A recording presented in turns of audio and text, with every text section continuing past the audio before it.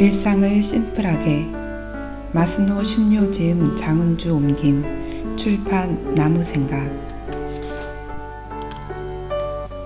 청소로 마음을 닦는다. 예전에는 집을 청소할 때 당연히 집안을 빗자루로 쓸고 물걸레로 닦았습니다. 그런데 청소기라는 편리한 물건이 등장하면서 청소는 단번에 간편해졌습니다. 가사 시간이 단축되어 그 시간을 효과적으로 사용하니 더없이 좋습니다. 지금은 더 나아가 자동으로 청소를 해주는 로봇 청소기까지 등장했습니다. 외출에 있어도 청소기가 알아서 청소를 해줍니다. 마치 꿈같은 세상입니다. 물론 편리성을 추구하는 것은 인간의 본능이기에 이런 제품을 부정할 생각은 전혀 없습니다. 다만 그런 도구에 너무 의존하다 보니 동시에 중요한 무언가를 잃어버린 듯한 기분이 들 따름입니다. 실수로 탁자에 음료를 쏟았다고 합시다. 그것을 그대로 두는 사람은 없습니다. 바로 닦으려고 하겠지요. 귀찮기는 하겠지만 그 더러움을 깨끗하게 닦은 순간 왠지 상쾌한 기분이 들지 않나요? 눈앞의 더러움을 깨끗하게 치웠을 때 누구라도 편안함과 상쾌함을 느낍니다. 만일 그 더러움을 기계가 대신 처리한다고 생각해 보세요.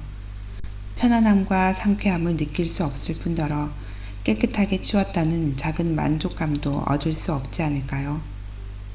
자신의 손으로 주위를 깨끗하게 하는 행위는 매우 중요합니다. 승려들은 평소에 항상 본당 바닥을 걸레질합니다. 그러니 그리 더러울 일도 없습니다.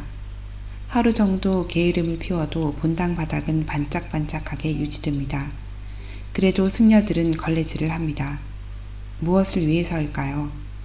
사실 본당을 걸레질하는 것은 마음을 청소하는 것과 같습니다.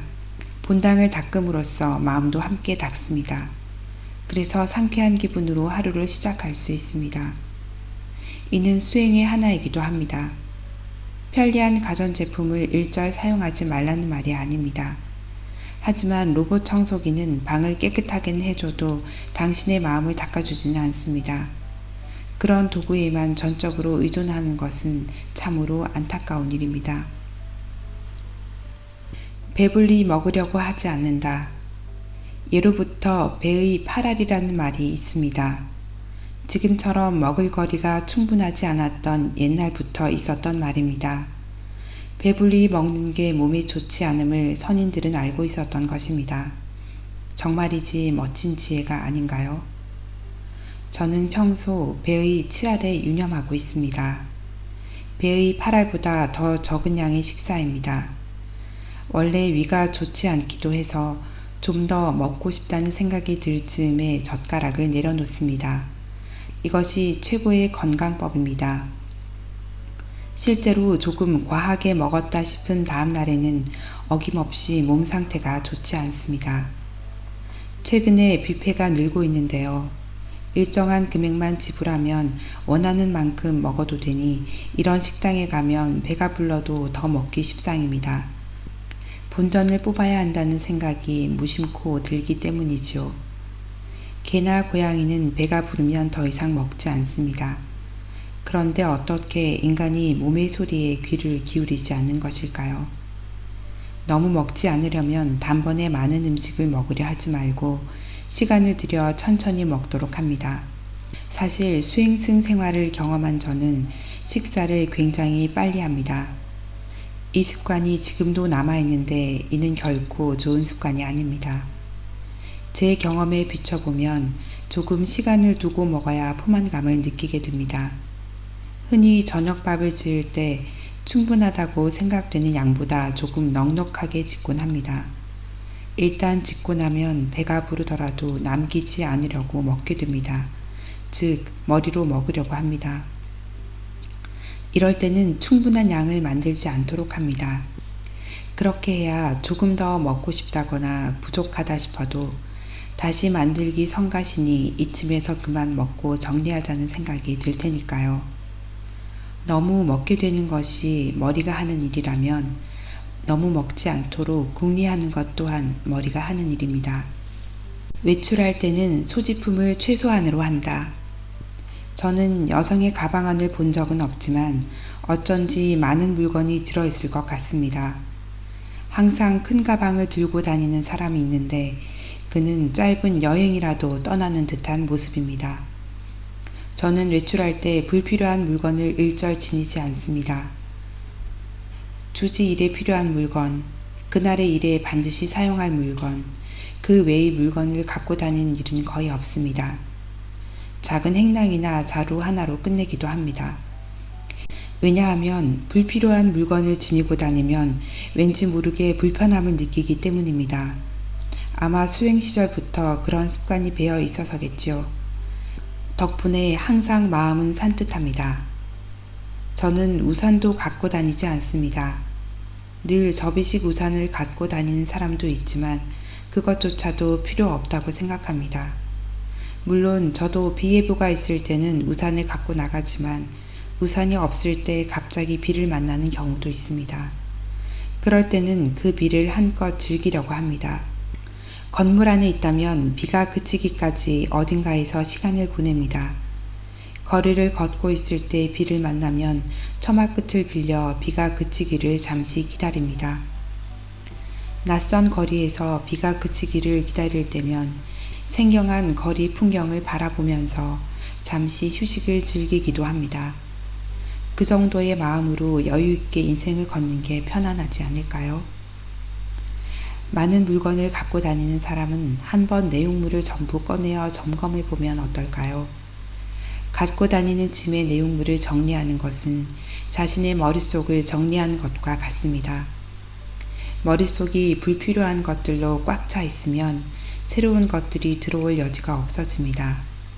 또한 불필요한 것들로 꽉 차 있다는 것은 그것들에 사로잡혀 있는 것이기도 합니다. 짐을 가볍게 하면 마음도 가벼워지지 않을까요?